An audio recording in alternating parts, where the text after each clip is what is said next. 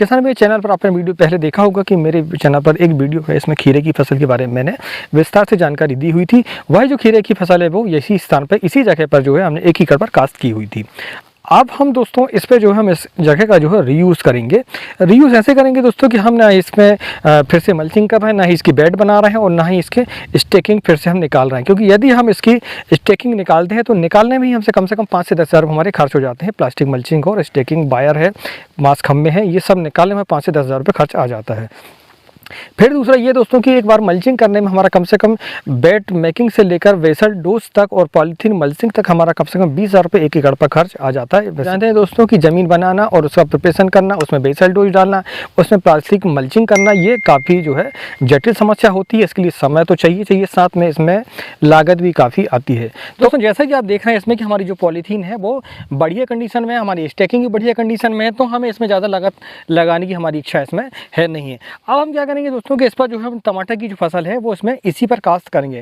दोस्तों अभी कोरोना काल चल रहा है और मार्केट की क्या स्थिति रह सकती है इसकी हम कुछ कह नहीं सकते, क्योंकि हमारी अभी की कंडीशन में जो है सारी हाट बाज़ारें हमारी बंद हैं। तो हमारा जो प्रोडक्शन निकलेगा, यानी जब हमारा टमाटर जब फलन में आएगा और उसके क्या रेट रहते हैं इसकी कोई गारंटी है नहीं, इसलिए हम इसमें ज़्यादा लागत लगाएंगे नहीं। अब आप देख सकते हैं कि हमारी जो पॉलीथीन की बढ़िया है तो हम इसका उपयोग दोबारा से क्यों ना करें। दोस्तों हम यदि पुरानी बेड को इस्तेमाल करते हैं दूसरी फसल के लिए तो हमें कुछ सावधानियाँ भी बरतनी पड़ेगी। जैसे कि आप जानते हैं कि इसमें हम बेसल डोज हम दे नहीं पाएंगे, गोबर खाद इसमें दे नहीं पाएंगे और इसकी मिट्टी को हम पलट भी नहीं पाएंगे। तो हम क्या करेंगे इसमें दोस्तों कि हम कुछ जैविक उपाय करेंगे ताकि हमारी जो ज़मीन है वो सक्षम बनी रहे, इसमें शक्ति जो है बनी रहे। तो इसके लिए हम कुछ बैक्टीरिया का इस्तेमाल करेंगे, जिसमें कि आप NPK आप जो जानते हैं, तीनों प्रकार के बैक्टीरिया जो मार्केट पर उपलब्ध हैं, उसके बारे में आपको आज जानकारी दूंगा। जब भी आप किसी पुरानी बेड पर यदि फसल काश्त करते हैं तो आपको क्या क्या सावधानी बरतनी पड़ेगी और उसमें जो मात्राएँ हैं खाद की वो आप कैसे देंगे। तो उसमें रासायनिक खाद भी दे सकते हैं, लेकिन आज इस वीडियो में आपको बताऊंगा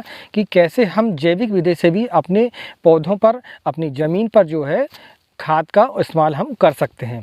तो दोस्तों बने रही वीडियो। मैं हूं राकेश साहू, आप देख रहे हैं एग्रो जीवन बातें किसान की। यदि आपको टमाटर की फसल के बारे में ज़्यादा जानकारी चाहिए तो आप जो है चैनल पर अन्य वीडियो आपके पहले से उपलब्ध हैं, क्योंकि टमाटर की नर्सरी कैसे तैयार करें उसके लिए भी वीडियो उपलब्ध है। और वहीं आपका जो रोग हैं जैसे फंगस हैं, अर्ली ब्लाइट, लेट ब्लाइट, उनको कैसे कंट्रोल करें, लीफ माइनर को कैसे कंट्रोल करें, उसके लिए भी चैनल पर पहले से वीडियो उपलब्ध है, चाहे तो आप उसको जाकर देख। दोस्तों वीडियो को अंत तक जरूर देखें। वीडियो के अंत में आपको बताऊंगा विशेष बात मैं आपको बताऊंगा कि मार्केट में जो 2 प्रकार के NPK बैक्टीरिया उपलब्ध हैं उनके बारे में आपको जानकारी दूंगा और उनकी कीमत के बारे में भी आपको। पौधों को दिलाने के लिए 2 ही साधन होते हैं दोस्तों, ये तो हमें NPK देनी पड़ेगी या फिर जो ज़मीन पर उपलब्ध NPK हमें उसका इस्तेमाल हमें करना पड़ेगा। जो ज़मीन पर उपलब्ध है NPK उसको इस्तेमाल करने के लिए हमें बैक्टीरिया का सहारा लेना पड़ता है। तो मार्केट पर दोस्तों तीनों प्रकार के आपको जो है बैक्टीरिया मिल जाएंगे। साथ में दोस्तों आपको जिंक के लिए भी बैक्टीरिया मिल जाएगा आपको, और अन्य बैक्टीरिया भी आपको मिल सकते हैं।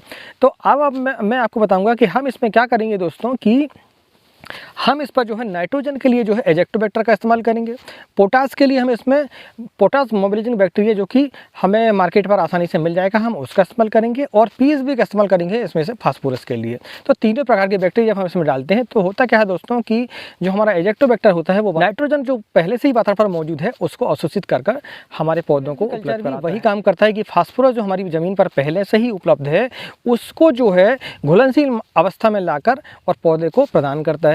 वहीं पोटेशियम मोबिलाइजिंग बैक्टीरिया भी वही काम करता है दोस्तों कि जो हमारी ज़मीन पर जो पोटास पहले से उपलब्ध है उसी को घुलनशील अवस्था में, यानी कि जिस अवस्था में, जिस स्थिति में पौधा उसको ले सकता है, ग्रहण कर सकता है, उसी स्थिति में पोटास को ला देता है। तो इसके लिए दोस्तों हमें ज़मीन पर जो है ड्रिप के माध्यम से या फिर आपके अन्य जो माध्यम है, जैसे कि आप चाहे तो किसी, अगर आपकी केंचुआ खाद है तो केंचुआ खाद या वर्मिंग कंपोस्ट या कोई भी सड़ी गली खाद आप उसमें मिक्सचर करके, या फिर आप जो आप नर्सरी आपकी तैयार होती है उस पर भी आप पौधों की जड़ों को डिपिंग करके भी आप इस तीनों बैक्टीरिया को आप ज़मीन पर पहुंचा सकते हैं, पौधों की जड़ों पर पहुंचा सकते हैं। इससे क्या होगा दोस्तों कि आपकी लागत जो है काफ़ी कम होगी। वैसे भी दोस्तों आप देख रहे हैं कि मैंने इस पर जो है बांस भी नहीं उखड़ा इस पर, और मल्चिंग हम नहीं कर रहे हैं। तो आप देखते हैं इसमें कि 20 से 30 हज़ार रुपये की हमारी इसमें बचत, खाद की लागत कम करने के लिए भी हम बैक्टीरिया का इस्तेमाल करेंगे दोस्तों।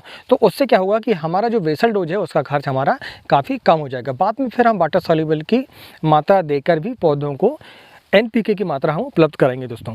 तो अब इसके बाद दोस्तों हम क्या करेंगे कि इसमें माइक्रोजा का इस्तेमाल भी करेंगे आप और ट्राइकोडर्मा का इस्तेमाल करेंगे, क्योंकि दोस्तों पुरानी जो फसल थी हमारी उसके जो जड़ें हैं उस पर काफ़ी जो है फंगस की समस्या हमारी हो सकती है। इसके लिए हम जो है इसमें ट्राइकोडर्मा की जो मात्रा है हम उसको अपनी ड्रिप के माध्यम से इसमें छोड़ेंगे ताकि जो फंगस है हमारे वो मर सकें।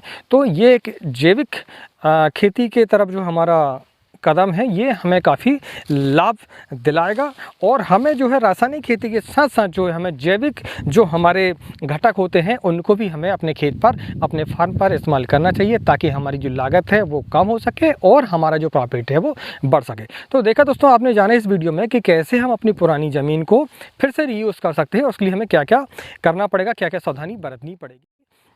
दोस्तों मार्केट पर जो है एक तो पूसा के नाम से, पूसा संपूर्ण के नाम से भी एक बैक्टीरिया की बॉटल आती है 500 ml की, लगभग 50 रुपये कीमत उसकी आती है, जिसमें NPK तीनों प्रकार के बैक्टीरिया के लिए आपको एक ही बॉटल आपको लेनी पड़ेगी। तो लगभग 1 लीटर मात्रा आप अगर ड्रिंचिंग से देते हैं या ड्रिप से देते हैं आप, तो आपको तीनों प्रकार के बैक्टीरिया एक साथ उपलब्ध हो कंपनी ने भी अपने एक प्रोडक्ट जो है मार्केट पर लॉन्च किया हुआ है जिसका नाम है NPK कंसोडिया। उस पर भी दोस्तों आपको तीनों प्रकार के आपके बैक्टीरिया इसमें उपलब्ध हो जाएंगे, तो आपको अलग अलग बैक्टीरिया अपनी ज़मीन पर देने की आवश्यकता नहीं पड़ेगी।